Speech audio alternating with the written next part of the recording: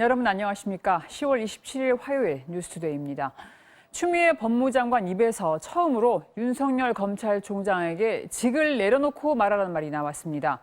장관이 지휘권을 행사한 게 위법하다고 생각한다면 직을 내려놓고 조직을 지키겠다고 하라는 겁니다.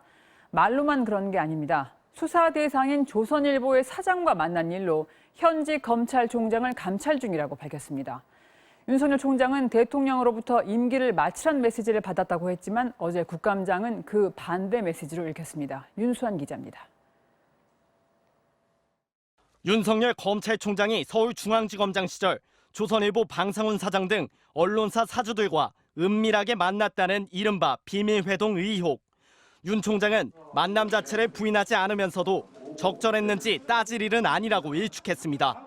아니 그 당시에 뭐 관련 사건이 있고 지금 거론되는 분이 사건 관계자라는 뭐가 있습니까?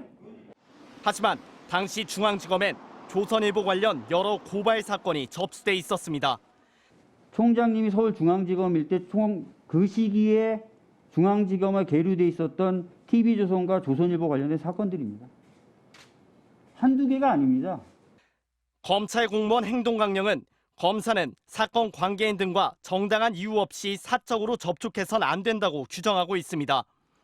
국감에서 추미애 법무장관은 이 같은 비밀회동 의혹에 대해 윤 총장을 상대로 법무부 감찰을 진행 중이라고 밝혔습니다. 이것은 검사윤리 강령에 위배되는 여지가 있는 부분도 그렇죠. 있고요. 네, 그래서 현재 감찰 진행 중이고 결과가 나온다면 보고를 드리도록 하겠습니다. 이 부분. 현직 총장에 대한 법무부 차원의 감찰은 지난 2013년 최동욱 전 총장의 혼외자 논란을 빼곤 이례적인 조치입니다. 법무부 관계자는 법무부에 들어온 관련 진정의 사실관계를 검토하고 있는 단계라며 구체적인 비위 의혹이 드러나면 본격 감찰에 착수한다고 말했습니다. 추 장관은 윤 총장이 중앙지검장 시절 옵티머스 관련 진정 사건을 무혐의 처분해 피해를 키웠다는 논란에도 감찰에 검토하겠다고 말했습니다. 지난주 윤 총장의 작심 발언에 대해 맞불 공세를 높이고 있는 추 장관이지만 보안이 지켜져야 할 감찰 상황을 국감장에서 공개 언급한 건 성급했다는 지적도 나옵니다. MBC 뉴스 윤수환입니다. 우리나라가 새 WTO 사무총장에 유명희 통상교섭본부장을 선출시키려고 뛰고 있는데 안 좋은 소식이 들어왔습니다.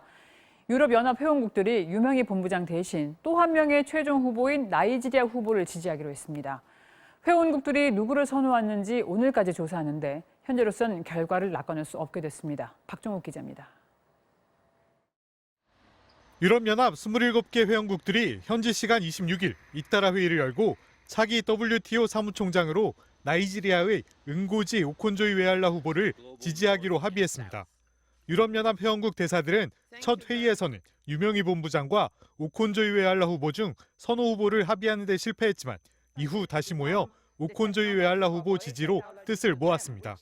독일을 필두로 한 다수의 국가들은 오콘조이 웨알라 후보를 지지하는 것이 아프리카와의 관계를 강화하는 분명한 신호라고 강조한 것으로 전해졌습니다. 유럽연합은 조만간 공개적으로 지지를 발표하고 WTO에 합의 내용을 전달할 예정입니다. 유 본부장은 지난 13일부터 스위스, 영국, 벨기에를 오가며 유럽 표심 잡기에 나섰지만 유럽연합의 이번 합의로 최종 선출에 먹구름이 끼게 됐습니다. 이에 앞서 일본 역시 공식적으로는 지지 후보를 밝히진 않았지만 오콘조이 웨알라 후보를 지지하기로 방침을 굳혔다고 교도통신이 보도한 바 있습니다. WTO는 지난 19일부터 오늘까지 164개 회원국을 상대로 유 본부장과 오콘조이 웨알라 후보에 대한 최종 선호도 조사를 진행 중으로 차기 사무총장 선출 시한인 다음 달 7일까지 의견 조율 과정을 거쳐 최종 선출할 예정입니다. MBC 뉴스 박종욱입니다. 미국 대선이 일주일 남았습니다. 이미 사전투표를 마친 유권자가 6천만 명을 넘습니다. 주요 경합주 사전투표에선 바이든 민주당 후보가 크게 앞선다는 여론조사 결과가 나왔지만 아직 투표하지 않은 유권자 중엔 트럼프 대통령을 지지하는 사람들이 더 많은 것으로 조사됐습니다. 워싱턴 여은규 특파원입니다. 조기 현장 투표에 참여하기 위해 유권자들이 길게 줄지어 서 있습니다. 현재까지 6,158만 명이 우편 투표와 조기 현장 투표 등 사전 투표를 마친 것으로 집계됐습니다. I just feel like we need a lot of changes right now, and if we stay the same, that things are just going to get worse. 미국 CBS 방송이 접전 지역인 플로리다와 노스캐롤라이나, 조지아 등 3개 주 유권자를 대상으로 여론조사를 실시한 결과 사전투표에선 바이든 후보가 우세한 것으로 나타났습니다. 플로리다는 응답자의 49%가 사전투표에 참여했다고 답했는데 이 가운데 바이든 후보를 지지한 사람은 61%, 트럼프 대통령 지지는 37%였습니다. 노스캐롤라이나도 사전투표에 참여한 유권자 중 바이든 후보 지지는 61%, 트럼프 지지는 36%였고 조지아는 바이든 55%, 트럼프 43%로 나타났습니다. 반면 아직 투표하지 않았다는 응답층은 트럼프 지지가 훨씬 더 많았습니다. 아직 투표하지 않은 유권자의 경우 플로리다는 트럼프 지지가 59%, 바이든 지지가 40%로 나타났고 노스캐롤라이나도 58% 대 41%로 트럼프가 크게 앞섰습니다. 조지아 역시 트럼프 54%, 바이든 44%로 트럼프가 우세한 것으로 나타났습니다. 바이든 후보는 또 한 번 말실수로 구설에 올랐습니다. 화상회의에서 트럼프 대통령을 조지 W. 부시 전 대통령으로 잘못 지칭한 겁니다. 4 more years of Georgia, he's going to find ourselves in a position where if Trump gets elected, we're going to be in a different world. What a mess. Now he called me George. I don't know if I should be insulted or happy about it. 앞서 전날 마크 메도스 백악관 비서실장이 코로나19 확산을 통제하지 못할 거라고 언급한 것과 관련해 파장이 커지는 가운데 트럼프 대통령은 코로나19 통제를 포기한 것이냐는 취재진의 질문에 전혀 아니다, 완전히 반대다라며 부인했습니다.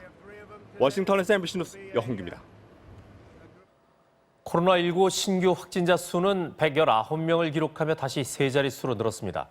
요양병원 등을 중심으로 한 집단 감염이 주요 원인으로 지목되고 있고 경기도 여주 중증장애인 요양시설과 관련해서도 추가 확진자들이 잇따르고 있습니다. 손영 기자입니다.